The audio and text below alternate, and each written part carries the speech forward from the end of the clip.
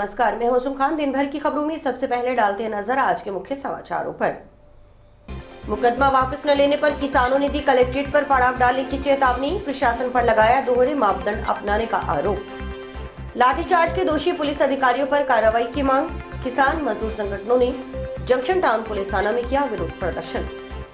Appeal में सुनवाई नहीं, दिव्यांग ने कलेक्टर से की शिकायत। रैंप के अभाव में कलेक्टर से मिलने के लिए परेशान होता रहा दिव्यांग। युवाओं ने पर्ची सट्टे के कारोबार करते पकड़ा दुकानदार। पुलिस प्रशासन के खिलाफ की नारेबाजी। नष्ट करवाए रसगुल्ले, भरे सैंपल, शुद्ध आहार मिलावट परवार अभियान के तहत कार्रवाई। अब खबरें विस्तार से। भारत बंद के दौरान ट्रैक्टर मार्च निकालने वाले किसानों पर दर्ज किया गया हत्या प्रयास व राजकार्य में बाधा उत्पन्न करने का मुकदमा वापस न लेने पर किसानों ने कलेक्ट्रेट के समक्ष धरना प्रदर्शन करने व पड़ाव डालने की चेतावनी दी है। इस संबंध में शनिवार को विभिन्न किसान मजदूर संगठनों के प्रतिनिधियों ने संयुक्त किसान मोर्चा हनुमानगढ़ के बैनर तले जंक्शन स्थित गुरुद्वारा सिंह सभा में प्रेस वार्ता की। प्रेस वार्ता में भारतीय किसान यूनियन जिला अध्यक्ष रेशम सिंह मानुका ने बताया कि शुक्रवार को पूर्व निर्धारित भारत बंद के आह्वान पर जिला मुख्यालय पर किसानों की ओर से शांतिपूर्ण तरीके से विरोध प्रकट करने के लिए शहर के विभिन्न मार्गों पर ट्रैक्टर मार्च निकाला जा रहा था। इसी दौरान किसानों का ट्रैक्टर मार्च शांतिपूर्ण तरीके से बाईपास रोड पर पहुंचा। इस दौरान पुलिस प्रशासन की ओर से सड़कों पर अवरोधक लगाकर किसानों को जबरन रोकने का प्रयास किया गया। उस दौरान किसान नेता पुलिस के आला अधिकारियों के साथ शांतिपूर्ण तरीके से वार्ता करते रहे।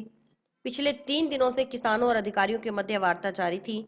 वार्ता में किसानों ने ट्रैक्टर रैली निकालने के लिए उच्च अधिकारियों को अवगत भी करवाया था कि वे शांतिपूर्ण तरीके से ट्रैक्टर रैली का आयोजन करेंगे, परंतु बाईपास रोड पर कुछ पुलिस कर्मियों की ओर से किसानों के साथ जबरदस्ती हाथापाई, गाली गलौज की गई। उन पर लाठियों से हमला कर दिया गया, जबकि पुलिस अधीक्षक बार बार पुलिस कर्मचारियों को लाठीचार्ज नहीं करने का आदेश दे रहे थे, परंतु पुलिस अधीक्षक के आदेशों को अनदेखा करते हुए कुछ पुलिस कर्मियों ने जानबूझकर रैली को असफल करने के लिए लाठीचार्ज कर दिया।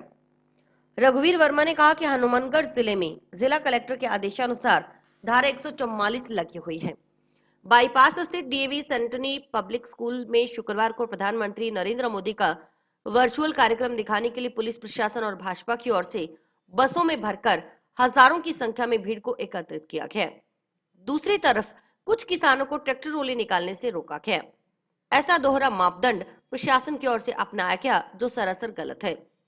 किसान और मजदूर संगठनों के प्रतिनिधियों ने मांग रखी कि किसानों पर दर्ज किए गए झूठे मुकदमे वापस लिए जाएं, अन्यथा 20 फरवरी को किसानों को कलेक्ट्रेट के समक्ष धरना प्रदर्शन बेमियादी समय के लिए पड़ाव डालने को मजबूर होना पड़ेगा। किसानों के बढ़ते आक्रोश से पैदा होने वाली स्थिति की सारी जिम्मेदारी प्रशासन की होगी। आपने देखा होगा कि जो 16 तारीख को संयुक्त किसान मोर्चा ने प्रोग्राम दे रखा था पूरे भारत में भारत बंद का, उसके तहत हम लोगों द्वारा एक ट्रैक्टर रैली बड़े ही शांतिपूर्ण तरीके से निकाली जा रही थी। बस डिपो में लगभग 1000 से 1500 किसान इकट्ठे हुए और कुछ किसान 50-60 किसान कुछ ट्रैक्टर लेके किसानों को जगाने के लिए जो हमारी रैली रखी थी वो लेके निकल लिए। 10-15 ट्रैक्टर लेके, ज्यादा नहीं, 10 एक ट्रैक्टर थे, कि एक किसानों में जागृति लाने के लिए।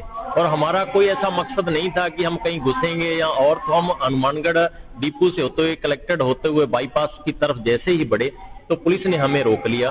बल्कि हमने कलेक्टर साहब, एसपी साहब को पहले से ही कहा था कि अगर सार्वजनिक जगह पे जो वर्चुअल मोदी साहब का प्रोग्राम है होता है तो हम नहीं होने देंगे, अगर कोई प्राइवेट जगह पे होता है तो हमारा कोई लेना देना नहीं है। तो आगे डीएवी स्कूल में बाईपास के ऊपर, बाईपास से बल्कि काफी पीछे हट के स्कूल की बिल्डिंग है और उससे पीछे काफी दूर बाईपास से उनका ग्राउंड है, ग्राउंड में प्रोग्राम था और उसी बाईपास से हमें निकलना था, जिसका हमने प्रशासन को कह दिया था हमारा एक ट्रैक्टर मार्च है, हमारा प्रोग्राम से कोई लेना देना नहीं है, क्योंकि आपकी प्राइवेट जगह पे एक प्राइवेट स्कूल में प्रोग्राम हो रहा है। अगर हमने उस प्रोग्राम को रोकना ही होता तो सुबह 9 बजे हम चक्का जाम कर देते, उसके चारों तरफ चक्का जाम हो सकता था, कोई दिक्कत नहीं है। हम गाँवों में रोकने के लिए हमने कहा था किसानों को नहीं आना है सिर्फ, और रास्ते में किसी को नहीं रोका, क्योंकि हमारी ही बहन बेटियां, उसमें औरतें आई हुई थी, हमारी ही बहन बेटियां उस प्रोग्राम में आई थी, उनको हम रास्ते में रोके, जहाँ जाके उनके अंदर वहां पाके जाकर रोके, तो ऐसा हमारा कोई मकसद नहीं था।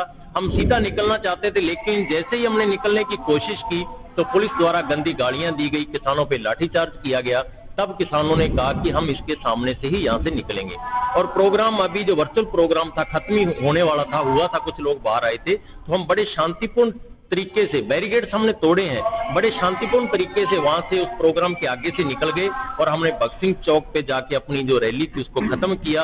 लेकिन आज सुबह हमने देखा कि संगीन धाराओं के अंदर किसानों पे जैसे कोई पाकिस्तान से आतंकवादी आए हो, हमारे ही देश के किसानों पे, हमारे हनुमानगढ़ के किसानों पे संगीन धाराओं में केस दर्ज किए हैं। और एक आईपीएस हमारे यहाँ के एसपी जो बयान दे रहे हैं, बड़ी शर्म वाली बात है, वो कह रहे हैं कि किसान स्कूल में घुस रहे थे, बल्कि उस स्कूल में जहाँ वर्चुअल प्रोग्राम था किसानों का कोई लेना देना नहीं है, वो दूर था बाईपास से, हम सीधे निकल रहे थे। लेकिन किसानों को दबाने के लिए इन द्वारा ऐसा स्टेटमेंट दिया गया है और किसानों पे धाराएं लगाई गई है।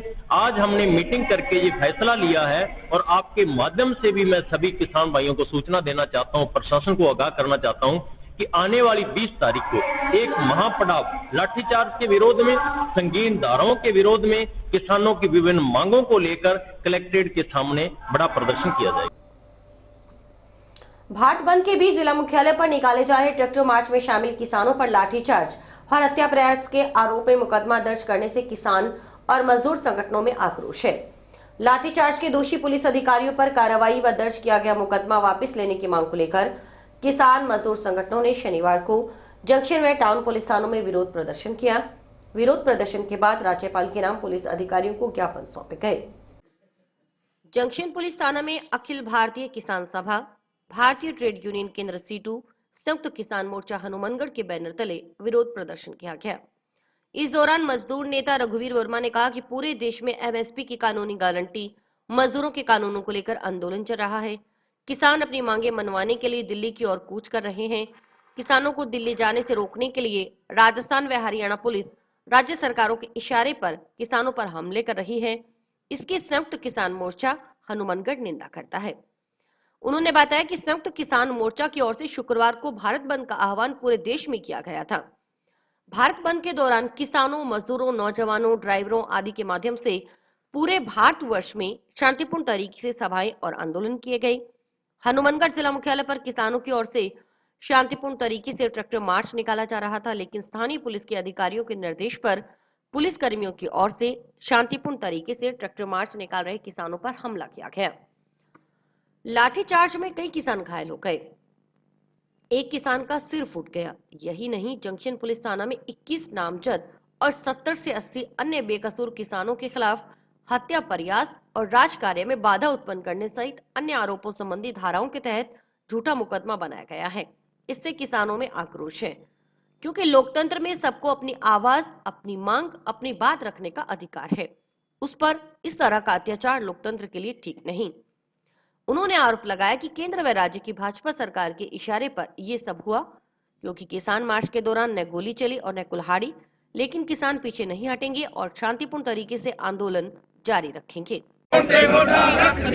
जिला प्रशासन मुर्दाबाद, मुर्दाबाद, मुर्दाबाद। जिला प्रशासन मुर्दाबाद, मुर्दाबाद, मुर्दाबाद। किसानों पे जुल्म करना बंद करो, बंद करो, बंद करो। आज जो कल की घटना हनुमानगढ़ में हुई है और पूरे देश में 16 तारीख की हुई है, महामहिम को हमने ज्ञापन दिया है किसानों की, मजदूरों की मांग को लेकर और निहत्थे किसानों पर जिस तरह से जुल्म हो रहा है उसके खिलाफ।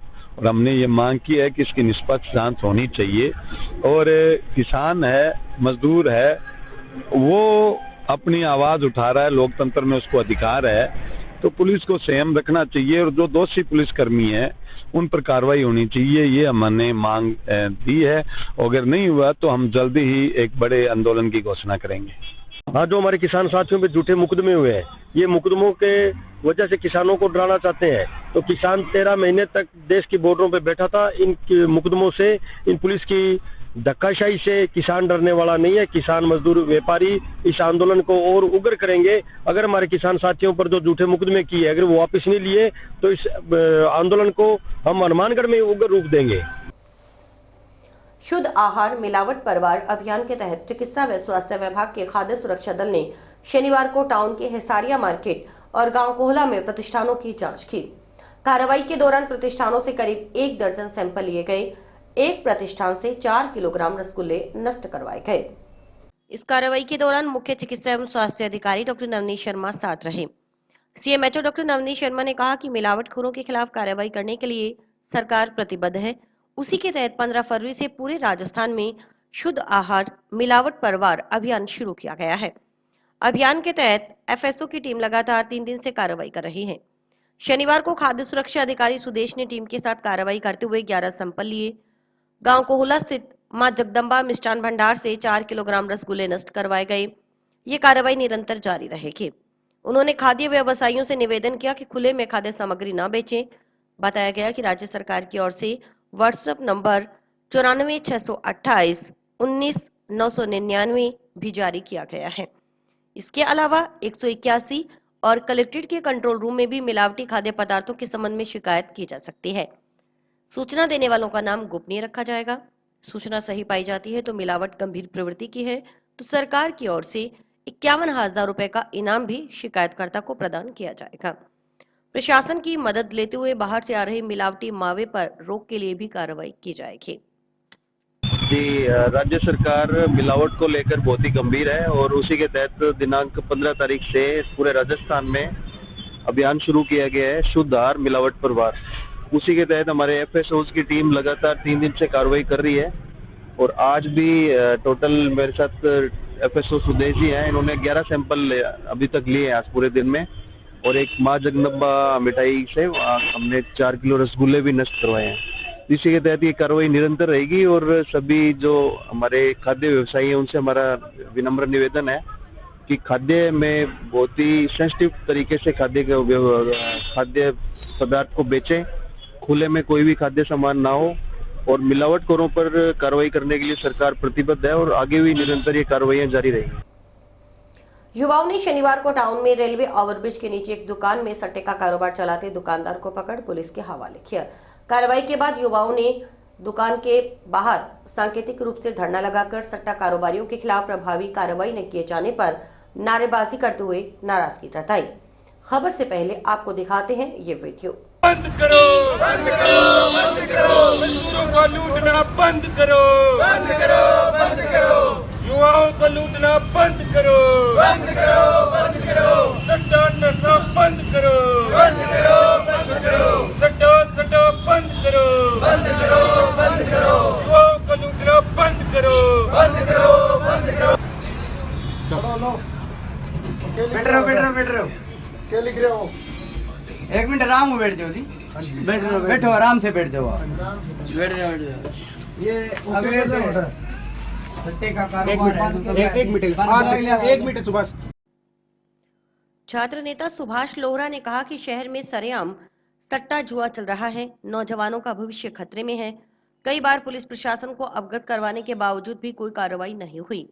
उन्होंने बताया कि टाउन शहर में रेलवे ओवरब्रिज के पुल के नीचे फोटो फ्रेम तैयार करने की आड़ में पर्ची सट्टे का कारोबार कर रहे एक व्यक्ति को गत दिनों युवाओं ने पुलिस को पकड़वाया। उन्होंने कहा कि पुलिस की नाक के नीचे सरेआम सट्टे का कारोबार चल रहा है। जिले के नए पुलिस अधीक्षक से उम्मीद है कि वे शहर में शरेआम चल रहे जुए सट्टे के कारोबार पर प्रतिबंध लगाने के लिए प्रभावी कदम उठाएंगे। उन्होंने चेतावनी दी कि यदि पुलिस प्रशासन की ओर से सट्टे के कारोबार पर लगाम नहीं लगाई गई तो युवाओं और छात्र संगठनों को साथ लेकर आंदोलन किया जाएगा। जी, लगातार शहर के अंदर हम देखते आ रहे हैं कि लगातार किस प्रकार से सरेआम सट्टा और जुआ शहर के अंदर आम हो गया है। जिस प्रकार से हनुमानगढ़ जिले के नौजवान युवा साथियों का भविष्य खतरे में है। अभी पूर्व में हमने जिस प्रकार से आपने सोशल मीडिया के माध्यम से देखा, एक दुकानदार जो कि फोटो फ्रेम की आड़ में सरेआम पर्ची सट्टे का कारोबार कर रहा था, उसको हमने उजागर करने का काम किया। सरेआम जुए और सट्टे का गोरख धंधा दिन रात चलाया जा रहा है, उस पर प्रतिबंध लगेगा और हनुमानगढ़ पुलिस के नाक के नीचे सरेआम 500 मीटर थाने की दूरी के पास पर्ची सट्टे का कारोबार बड़े ही धड़ल्ले से चल रहा है। हमने पूर्व में कई बार ज्ञापनों के माध्यम से, सोशल मीडिया के माध्यम से पुलिस प्रशासन को, जिला प्रशासन को कई बार अवगत करवा दिया, लेकिन इसके बावजूद भी जैसे कि तैसे ये सट्टे का कारोबार, जुए का कारोबार सरेआम बड़े ही धड़ल्ले से चल रहा है। हमारा जिला प्रशासन से निवेदन है कि सट्टे को बंद करें ताकि नौजवान युवाओं के भविष्य को खतरे से बचाया जा सके। अगर ये सट्टा बंद नहीं होता है तो नौजवान युवा साथियों को साथ लेकर के, समस्त छात्र संगठनों को साथ लेकर के हम उग्र आंदोलन करेंगे, जिसकी जिम्मेवारी संपूर्ण जिला प्रशासन की होगी। जंक्शन के राजकीय बालिका उच्च माध्यमिक विद्यालय में चल रहे राष्ट्रीय सेवा योजना इकाई के 7 दिवसीय विशेष शिविर के 5वें दिन शनिवार को स्वयं सेविकाओं की ओर से गोद ली गई बस्ती में श्रमदान किया गया। इसके बाद गोद ली गई बस्ती में नशा मुक्त भारत विषय पर जागरूकता रैली निकाली गई।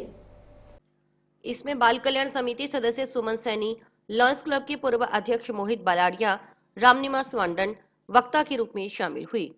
मुख्य वक्ता सुमन सैनी ने कहा कि क्षेत्र में नशा तेजी से पांव फैला रहा है। आमजन को सतर्क रहते हुए नशा बेचने वालों पर सख्त से सख्त कार्रवाई करने की आवश्यकता है। उन्होंने बालिकाओं को पुलिस प्रशासन की ओर से जारी हेल्पलाइन नंबर सहित अन्य गतिविधियों की जानकारी देते हुए कहा कि पुलिस प्रशासन सहित प्रत्येक महकमा नशा बेचने वालों के खिलाफ मुस्तैद है और सख्त से सख्त कार्रवाई के लिए लामबद्ध भी। मोहित बलाड़िया ने कहा कि कुछ लोग शौक में नशा करना शुरू करते हैं, परंतु धीरे धीरे वे इस दलदल में फंस जाते हैं।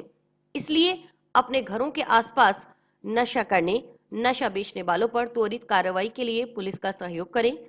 बाल कल्याण समिति सदस्य सुमन सैनी ने नशा बेचने वालों पर कार्रवाई में सहयोग करने का संकल्प बेटियों को दिलाया। इस मौके पर प्रिंसिपल रेणु, व्याख्याता ओम प्रकाश, एनएसएस प्रभारी अभिलाषा सहित अन्य स्टाफ मौजूद रहा। ये राष्ट्रीय सेवा योजना जो भारत सरकार और युवा खेल मंत्रालय की एक विशेष केंद्र सरकार की योजना है, इसका हर स्कूल में, राजस्थान सरकार के हर स्कूल में जो है 7 दिवसीय विशेष शिविर का आयोजन किया जाता है।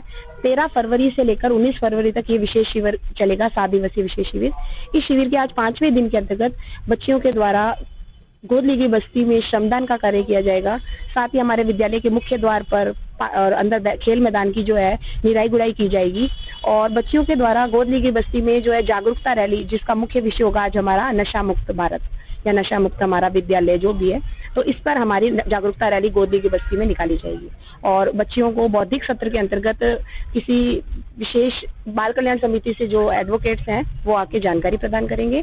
साथ ही बच्चियों को इस शिविर के अंतर्गत, ये एक आवासीय शिविर है, इसी में बच्चियों को भोजन और नाश्ता, खान पान, खेलकूद, सांस्कृतिक कार्यक्रम, सभी गतिविधियां एक साथ होती है, जिससे बच्चे आत्मनिर्भर होकर, एकजुट होकर सेवा भाव से सारा काम करना सीखती हैं।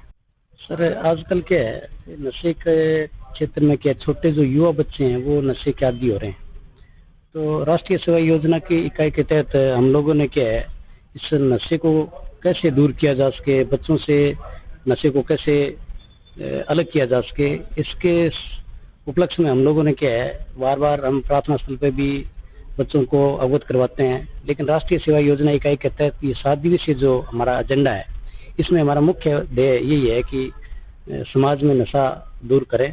तो हम क्या आज 5वें दिन वार्ताकार के रूप में जो है बाल कल्याण समिति से सदस्यों को तो ये नशे के बारे में जानकारी देंगे कि कैसे बचा जा सके।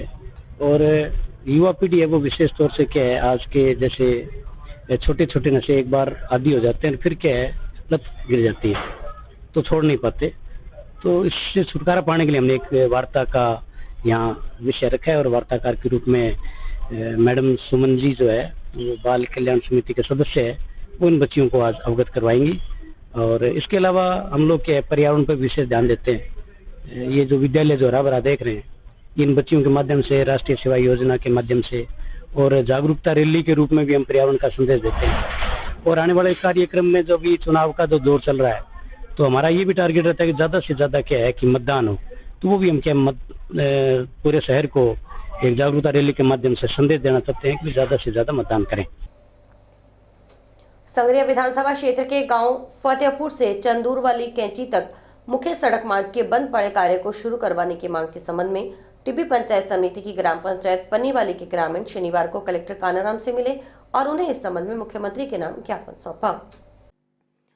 ग्राम पंचायत पन्नीवाली सरपंच सोनू चोपड़ा ने बताया कि ग्राम फतेहपुर से लेकर गांव चंदूरवाली तक मुख्य सड़क मार्ग पिछले कई वर्षों से जर्जर हालत में है। जगह जगह सड़क टूटी होने के कारण गहरे गड्ढे बने हुए हैं। लगभग 1 वर्ष से अधिक समय इस सड़क के निर्माण की स्वीकृति जारी हुए हो चुका। इसके चलते गांव फतेहपुर से चंदूरवाली कैंची तक पूरी सड़क को उखाड़ दिया गया है। इसके बाद भी 3 किलोमीटर के हिस्से को बनाने के बाद लगभग 7-8 किलोमीटर के हिस्से पर बड़ी ग्रिड डालकर छोड़ दी गई। वर्तमान में सड़क का निर्माण कार्य बंद पड़ा है। इसके कारण सड़क की गलत दिशा में वाहनों के ओवरटेक होने की वजह से आए दिन दुर्घटनाएं हो रही हैं। सड़क ना के बराबर होने के चलते रात्रि में वाहनों की धीमी गति से राहगीरों के साथ आपराधिक प्रवृत्ति के लोगों की ओर से मारपीट और लूटमार की घटनाएं की जा रही हैं।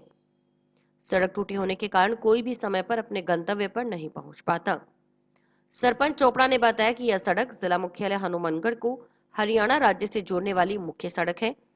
इस सड़क पर आने वाले करीब 10 गांव, जिसमें सूर्यवाला, चंदूरवाली, पीर कामड़िया, पन्नीवाली से आने वाली गर्भवती महिलाओं, मरीजों को चिकित्सालय पहुंचने में अनेकों परेशानियों के साथ साथ लगभग 2 घंटे का समय लग जाता है।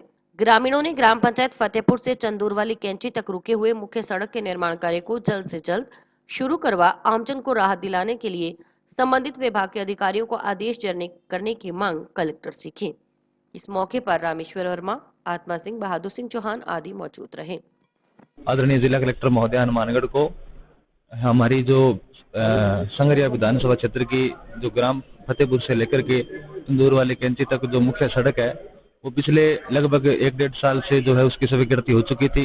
उसके बाद जो है विभाग द्वारा ग्राम पंचायत फतेहपुर से लेकर के तंदूर वाली कैंची तक को पूरी जो सड़क है वो जेसीबी के माध्यम से उसको उखाड़ दिया गया और उस पर जो है बड़ी जो कंक्रीट पत्थर है वो ग्रिट जो है वो उस पर डाल दी गई। उसके बाद से विभाग द्वारा कोई उसका जो है बनाने का कोई प्रोसेस शुरू नहीं हुआ। उन्होंने ग्राम पंचायत पन्नीवाली के पास लगभग 3 किलोमीटर के हिस्से को बनाने के बाद जो पूरा उसका जो है हिस्सा बाकी 6 से 7 किलोमीटर का जो पेंडिंग रहता है वो उस पर क्या अभी बड़ी कंक्रीट और पत्थर डाले हुए हैं और उसके कारण क्या है कि आने जाने वाले जो राहगीर है उनको बड़ी समस्याओं का सामना करना पड़ रहा है क्योंकि वाहनों का भी नुकसान हो रहा है और जो राहगीर आने जाने वाले राहगीर है उनका क्या है कि जो अपराधी प्रवृत्ति के जो लोग हैं उनके साथ मारपीट, लूटमार जैसी घटनाओं को बड़े स्तर पर अंजाम दिया जा रहा है। और सबसे बड़ी बात यह है कि ये जो मार्ग है जो हनुमानगढ़ जिला मुख्यालय को जो 8-10 गांवों को जिला मुख्यालय से जोड़ने वाला मार्ग है और 8-10 गांवों से आने वाले जो मरीज है जो डिलीवरी महिलाएं है तो उनको राजकीय चिकित्सालय हनुमानगढ़ पहुंचने में जो समय 20 मिनट का या आधे घंटे का है उस मतलब ग्रिट वाली जो रोड पे है वहां पे कम से कम 1 घंटे से 1.5 घंटे का समय लगता है। इंतकाल आदेश के विरुद्ध प्रस्तुत की गई अपील में सुनवाई न करने का आरोप लगाते हुए एक दिव्यांग युवक ने शनिवार को कलेक्टर कानाराम को लिखित शिकायत की। इससे पहले इस दिव्यांग को कलेक्टर से मुलाकात करने के लिए काफी परेशान होना पड़ा। वह इसलिए क्योंकि दिव्यांग होने के कारण यह युवक रैंप के अभाव में जिला कलेक्टर के चैम्बर तक नहीं पहुंच पाया। बाद में सूचना मिलने पर कलेक्टर स्वयं अपने चैम्बर से बाहर आए और कलेक्ट्रेट के प्रथम तल पर दिव्यांग से मिलकर समस्या जानी। दिव्यांग सतपाल पुत्र कृष्णलाल जाट निवासी उमेवाला तहसील पीलीबंगा ने बताया कि उसके दादा ने उसके पक्ष में 1 फरवरी 2023 को चक 4 UMW और चक 6 UMW में अपने हिस्सा की भूमि में से वसीयत निष्पादित की थी। दादा का देहांत होने के उपरांत उसने गोलूवाला के नायब तहसीलदार के समक्ष इस वसीयत के आधार पर इंतकाल दर्ज करवाने का निवेदन किया। गोलूवाला के नायब तहसीलदार ने 31 जनवरी 2024 को कतई गलत और विधि विरुद्ध तरीके से वसीयत के आधार पर इंतकाल दर्ज करने का आदेश पारित न कर विरासतन इंतकाल दर्ज करने के आदेश दे दिए। इसके विरुद्ध उसने इस विषय में अपील 12 फरवरी 2024 को प्रस्तुत की। उसके अधिवक्ता ने स्थगन प्रार्थना पत्र पर बहस भी कर दी, लेकिन पीठासीन अधिकारी ने इस स्थगन प्रार्थना पत्र पर अभी तक कोई आदेश पारित नहीं किया, बल्कि उसे लगातार चक्कर लगवाए जा रहे हैं। सतपाल के अनुसार वह विकलांग है और उसकी ओर से प्रस्तुत की गई अपील में सुनवाई नहीं होने से उसके विधिक अधिकारों पर विपरीत प्रभाव पड़ रहा है। सतपाल ने उसकी अपील में शीघ्र सुनवाई के लिए पीठासीन अधिकारी अपर जिला कलेक्टर हनुमानगढ़ को आदेश जारी करने की मांग की। मेरा नाम सतपाल है, उमेवाला का निवासी हूँ और मेरे दादाजी ने मेरे को 2 बीघे वसीयत करके दिया था और गोलूवाला ने नायब जी और वहाँ पर पेशकार जी है उन्होंने मिली भगती और पैसे के लालच में उसको वसीयत को कैंसिल कर दिया गया, क्योंकि वो पैसे के लालच में कैंसिल किया गया। क्योंकि देखो विकलांग बंदा कहाँ नहीं जा सकता, क्योंकि उन्होंने पैसों के और राजनीतिक दबाव से इन्होंने मेरा केस को दबा दिया गया और मैंने 8 तारीख तक मेरे को कोई सूचना नहीं मिली कि मेरा ये वसीयत कैंसिल करने का अधिकार किसी को कोर्ट को है, क्योंकि वो वरना नायब जी को नहीं है अधिकार। अब क्योंकि नायब जी और वो वहाँ पर पेशकार जी उन्होंने बोल के ये बोला गया है कि पटवारियों की अंतकाल कर दिया जाए, क्योंकि सब मिली भक्ति के कारण से ये काम हो रहा है। इसलिए मिला है कि साहब एडीएम साहब को मैंने आज 3 दिनों से मैं चक्कर काट रहा हूँ, अब सीढ़ियों से चल के आ रहा हूँ तो मेरी भी बहुत ज्यादा परेशानी थी। साहब कहते हैं कि 3 बजे आना, अब मैं रोज का 40 किलोमीटर चल के किसी भाई को लेके आता हूँ तो कहते 3 बजे सुनाई होगी, अब 3 बजे तो इनके 3 बजते नहीं है और विकलांग के 3 बज जाते हैं यहाँ पर सीढ़ी चढ़ते चढ़ते। और मैंने अब साहब को बोला है कि साहब ये सुन लो, अब साहब क्या बोले उसके लिए आगे के लिए कार्रवाई आगे बंद घूम के आना पड़ता है। सर क्या चाहिए इलाज कोई अभी इलाज क्योंकि कितना घूमेंगे उतना सांसद जाएगा यहाँ पर, क्योंकि वो ऊपर से घूम के नहाना पड़ता है, उसी का ज्यादा परेशानी होती है, इसका सीढ़ी से निकलना पड़ती है, क्या करें इलाज। और इसी के साथ समाचार समाप्त हुए। रोजाना देखते रहिए समाचार। नमस्कार।